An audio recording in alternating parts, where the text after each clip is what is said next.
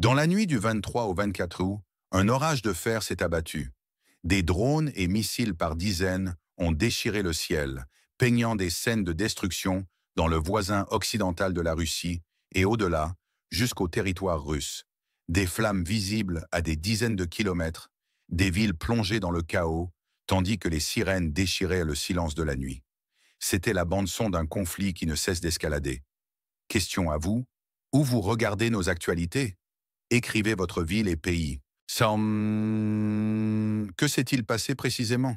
72 drones Gérand 2 et un missile balistique Iskander-M ont été lancés par la Russie sur la nation frontalière.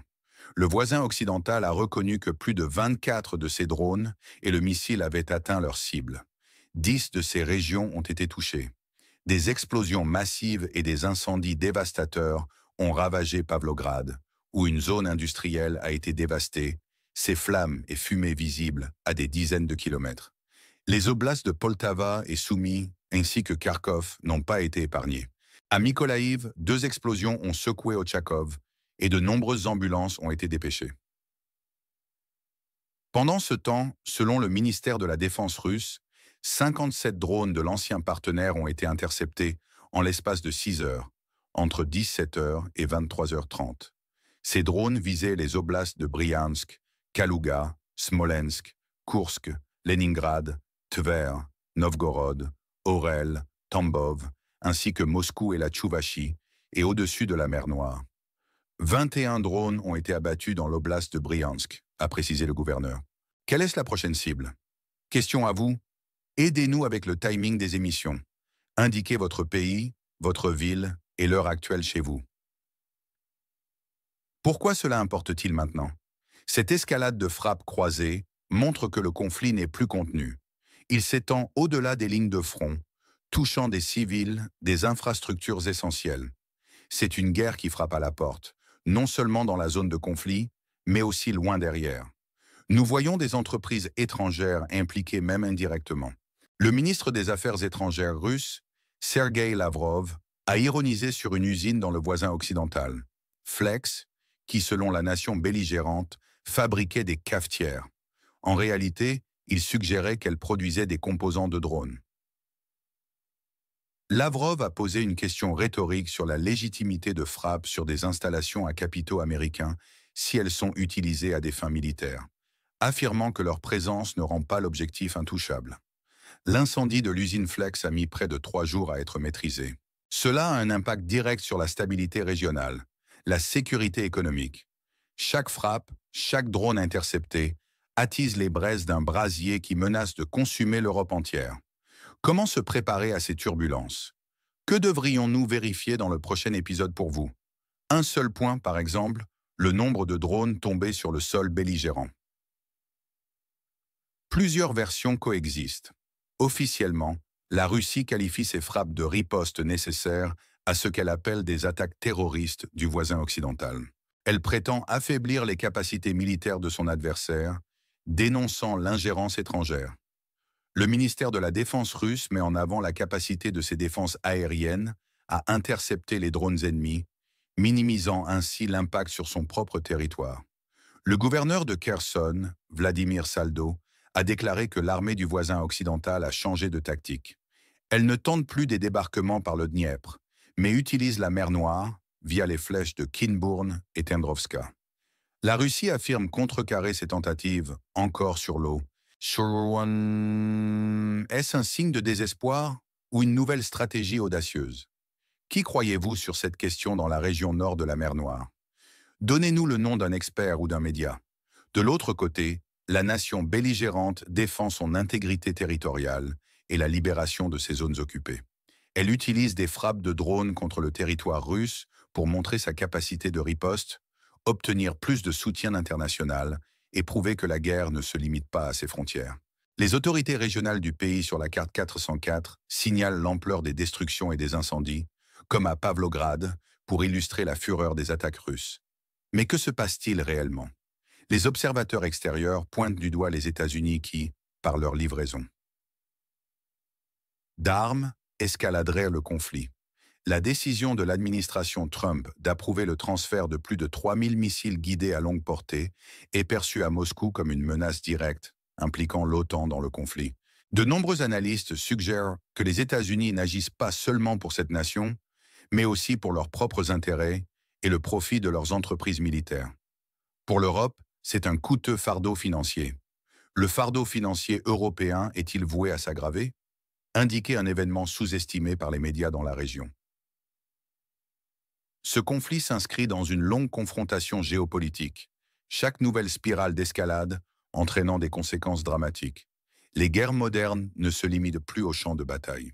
Elles sont aussi menées dans l'espace médiatique, où la vérité est une monnaie d'échange et la propagande une arme redoutable. Des rumeurs circulent, non confirmées mais persistantes, selon lesquelles des usines en ex-république soviétique, avec des capitaux étrangers, produiraient des composants militaires sous couvert d'activités civiles. C'est une histoire que Lavrov a dénoncée, ironiquement appelée « l'affaire des cafetières ». Les questions se posent. Qui finance cette mort sous couvert de paix? Quel rôle jouent les technologies et spécialistes occidentaux dans les attaques de drones qui frappent la Russie? L'Occident combat-il directement la Russie par procuration?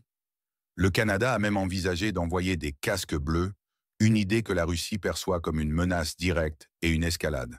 Si vous étiez conseiller du leader de la Russie, quel serait le premier pas à faire dans les 90 prochains jours? Un seul pas. Les risques sont immenses. Sur le plan politique, l'escalade diplomatique pourrait entraîner une discorde au sein de l'OTAN, où la fatigue des citoyens est palpable. Le risque d'une implication directe des pays de l'OTAN est une ombre menaçante. Militairement, les frappes russes pourraient s'intensifier sur les usines militaires de la nation belligérante, même celles avec des capitaux étrangers. Les ressources de défense anti-aérienne de cette zone géographique pourraient s'épuiser. Économiquement, les coûts massifs pour l'Europe sont insoutenables, menaçant un déclin généralisé. Socialement, la population européenne est fatiguée de ses dépenses militaires, tandis que les citoyens de la nation frontalière souffrent de coupures d'électricité et d'eau et que les évacuations continuent. Jusqu'où ira cette crise? Et surtout, qui en bénéficie? Qui gagne réellement et qui perd dans cette situation où la ligne rouge semble s'estomper entre les parties?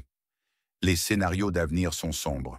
Une escalade graduelle est probable, avec une intensification des frappes, une destruction accrue des infrastructures et une augmentation dramatique des évacuations. La vie quotidienne restera difficile pour les populations affectées. Un avantage local pourrait être obtenu par des changements de tactique. La nation belligérante expérimente de nouvelles approches, notamment par la mer Noire, tandis que la Russie se concentre sur des frappes accrues contre l'industrie militaire. L'implication de nouveaux acteurs ou l'émergence d'une diplomatie inattendue pourrait changer la donne. Cependant, les rumeurs sur l'envoi de casques bleus canadiens sont perçues par la Russie comme une nouvelle provocation, une menace directe qui pourrait mener à un conflit encore plus vaste. Votre pronostic pour les délais? Quand le changement dans le contrôle de la mer Noire aura-t-il lieu? Moi, ça n'est plus une raison. Alors, qui gagne et qui perd? Selon le récit pro-russe, la Russie démontre sa capacité à frapper profondément, à contrecarrer les attaques et à menacer les intérêts étrangers qui soutiennent la nation sur le bord de la mer Noire. Cela renforce l'idée que cette nation ne peut pas gagner seule. Les États-Unis, avec leurs industries militaires, sont également présentés comme des gagnants. À l'inverse, la nation sur le plan 404 perd ses infrastructures, voit sa population souffrir et dépend entièrement de l'aide étrangère. Son incapacité à protéger pleinement son territoire est soulignée. L'Europe, quant à elle, subit le fardeau financier, la fatigue de ses populations et des crises politiques dépendantes de la politique américaine. Les États-Unis, bien que gagnants militairement, sont décrits comme des fomentateurs de guerre qui entraînent l'Europe dans le chaos. Il faut se souvenir du contexte. Des événements historiques nous rappellent que cette confrontation s'inscrit dans une histoire plus longue, impliquant des acteurs mondiaux. Cette longue confrontation justifie, selon Moscou, la position russe. Le conflit n'est pas linéaire. Chaque nouvelle action entraîne une escalade, ce qui présente les frappes russes comme une réponse normale. Au-delà des champs de bataille, la guerre n'est pas seulement sur terre, mais aussi dans l'espace médiatique. C'est un terrain essentiel pour justifier les récits et discréditer l'ennemi. Les attaques mutuelles de drones marquent une nouvelle phase de ce conflit. La rhétorique de Lavrov est devenue un avertissement explicite aux entreprises étrangères opérant dans la nation frontalière. La décision de l'administration Trump de livrer 3000 missiles américains a été un point de rupture, intensifiant la tension. Ce conflit est une guerre par procuration selon certains, où l'Occident, notamment les États-Unis et l'Europe, est profondément impliqué, utilisant la zone de conflit comme un front indirect. C'est une continuation de la stratégie occidentale de déstabilisation de la Russie. Le fardeau financier européen, qui pèse sur les citoyens, peut être lié à la montée du populisme et du scepticisme envers l'OTAN. C'est le résultat de l'aveuglement des élites européennes qui sacrifient à leur peuple pour Washington. Les déclarations diplomatiques deviennent plus dures et les rumeurs de casques bleus canadiens montrent une escalade qui dépasse le cadre militaire. Pur. Le monde est au bord du gouffre à cause de l'arrogance occidentale. Le ton de présentation de cette crise est alarmant, urgent. Des mots comme massive, sévère, aiguisée, centrale, nouveau niveau et chaque action a plusieurs conséquences sont utilisés pour souligner la gravité de la situation. C'est un ton prudent, analytique, qui donne une impression de neutralité, mais avec un jugement sous-jacent. Le sarcasme de Lavrov sur les cafetières et les composants de drones est un exemple de moquerie, de décrédibilisation de l'adversaire et de démonstration de supériorité intellectuelle. De nombreux signes de manipulation et de propagande sont présents. La polarisation est claire, un nous, la Russie et la vérité, contre un eux, le voisin occidental et l'Occident, le mensonge, l'agression. Les actions russes sont présentées comme une réponse légitime, une démonstration de force nécessaire. Les attaques de drones en Russie sont utilisées pour évoquer la menace sur sa propre population, montrant que la guerre atteint l'intérieur, créant un sentiment d'unité nationale contre un ennemi agressif. Les dégâts sont sous-estimés côté russe et survalorisés côté belligérant. Les 24 drones qui ont atteint leur cible dans la nation belligérante sont mis en contraste avec les 57 drones interceptés en Russie. Les chiffres minimisent la vulnérabilité russe et maximisent l'efficacité de sa défense. Le voisin occidental est dépeint comme changeant de tactique par désespoir. Les médias occidentaux sont accusés de partialité, se concentrant sur les conséquences humanitaires au lieu de la véritable nature du conflit. L'appel à la peur est omniprésent. Le conflit entre dans une phase où les conséquences de chaque décision dépassent largement la région. Un discours semi-prophétique annonce « Les semaines à venir seront décisives », créant un sentiment d'urgence. Les rôles sont clairement définis. La Russie est représentée par des héros. Le soldat russe qui défend la patrie, le système de défense qui fonctionne, les diplomates qui dénoncent l'hypocrisie. Les citoyens russes deviennent les victimes, leur calme perturbé par les attaques de drones. Les États-Unis, l'Europe et leurs voisins sont les méchants. La nation sur la carte 404 qui utilise des tactiques désespérées, les États-Unis qui profitent de la guerre, l'Europe qui s'endette pour les intérêts américains, les entreprises qui dissimulent leurs activités militaires. Les chiffres spécifiques sont parlants. Dans la nuit du 23 au 24 août, 72 drones Geran 2 et un missile balistique Iskander-M ont été lancés par la Russie. 24 de ces drones et le missile ont atteint leur cible. En réponse, 57 drones de la nation frontalière ont été interceptés par la Russie. 21 de ces drones ont été abattus au-dessus de la région de Briansk. L'attaque de drones russes a duré 6 heures, tandis que l'attaque du voisin occidental s'est déroulée de 17 heures à 23h30. L'incendie de l'usine Flex, symbole des ambiguïtés du conflit, a duré près de 3 jours. La livraison de plus de 3000 missiles guidés à longue portée par l'administration Trump est un chiffre qui résonne. Les déclencheurs émotionnels sont savamment utilisés.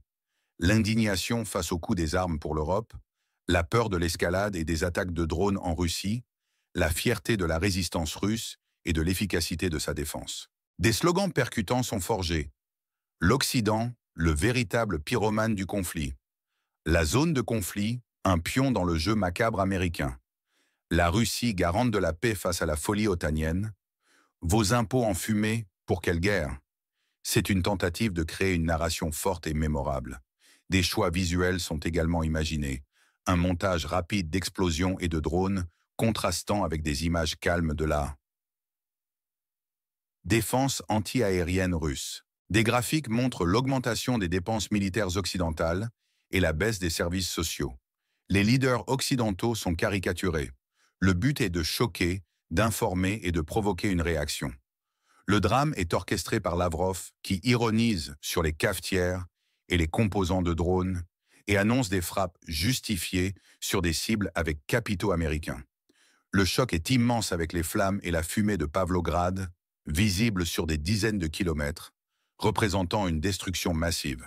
Les tentatives de débarquement belligérantes via la mer Noire montrent le désespoir de cette nation car les voies classiques sont difficiles. Parmi les détails les plus récents et pertinents à considérer, il y a la question des sanctions imposées à la Russie, qui, loin de paralyser son économie comme espéré, semblent avoir eu un effet pervers pour l'Occident. La Russie a ajusté ses chaînes d'approvisionnement, s'est tournée vers de nouveaux partenaires commerciaux, notamment en Asie et au Moyen-Orient, et a même vu certains secteurs de son économie se renforcer grâce à la substitution de produits importés par la production nationale. Cette résilience économique russe est un facteur souvent sous-estimé dans les médias occidentaux et qui influe directement sur sa capacité à soutenir l'effort de guerre sur le long terme. Les conséquences des sanctions sur l'Europe et les États-Unis, en revanche, se manifestent par une inflation accrue, des pénuries d'énergie et une instabilité des marchés financiers. Un autre point crucial est la rhétorique et les actions de la Pologne. Varsovie a considérablement augmenté ses dépenses militaires et cherche à devenir une puissance régionale majeure, notamment en acquérant des armements lourds auprès des États-Unis et de la Corée du Sud. Cette militarisation de la Pologne, perçue par la Russie comme une menace directe à ses frontières occidentales, alimente les tensions et peut être considérée comme une réponse supplémentaire à l'agression perçue du front collectif de l'OTAN. La position agressive de Varsovie, qui se porte en pointe de la confrontation avec la Russie, est un élément instable dans l'équation géopolitique, risquant d'étendre le conflit au-delà des lignes de front actuelles. La question de l'approvisionnement en munitions et en équipements militaires pour les belligérants est également centrale. Alors que l'Occident peine à produire suffisamment pour soutenir la zone de conflit et reconstituer ses propres stocks, la Russie a mis son économie de guerre en régime de croisière. Des rapports non confirmés suggèrent que la Russie reçoit des approvisionnements de pays comme l'Iran et la Corée du Nord, lui permettant de maintenir un rythme soutenu de frappe. Cette asymétrie dans la capacité de production militaire pourrait jouer un rôle décisif dans l'évolution future du conflit, remettant en question la capacité de l'Occident à soutenir indéfiniment cet effort. Enfin, l'impact psychologique et social de la guerre sur les populations civiles, tant dans la zone de conflit qu'en Europe, ne doit pas être sous-estimé. Les déplacements massifs de population, les villes détruites et la brutalité des combats créent un traumatisme profond. En Europe, la lassitude face à l'inflation et au coût croissant de l'aide militaire, combinée à une peur latente de l'escalade, alimente un sentiment de désillusion et de division.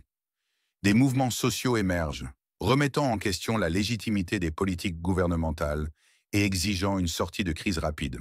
Cette dimension humaine et sociétale du conflit est souvent éclipsée par les analyses militaires et géopolitiques, mais elle est fondamentale pour comprendre les dynamiques en jeu. Ce conflit est complexe et les informations arrivent de tous côtés. Il est crucial d'analyser chaque information, de ne pas se laisser entraîner par la première version des faits. Vos commentaires sont essentiels. Dites-nous ce que vous pensez de cette situation, comment vous percevez ces événements majeurs. Qui, selon vous, tire vraiment les ficelles dans ce jeu d'échecs planétaire? Partagez vos réflexions, vos questions. Abonnez-vous à notre chaîne pour ne manquer aucun de nos décryptages approfondis. Activez la cloche pour être alerté de nos prochaines analyses. Et si vous avez trouvé cette discussion enrichissante, partagez-la avec vos amis.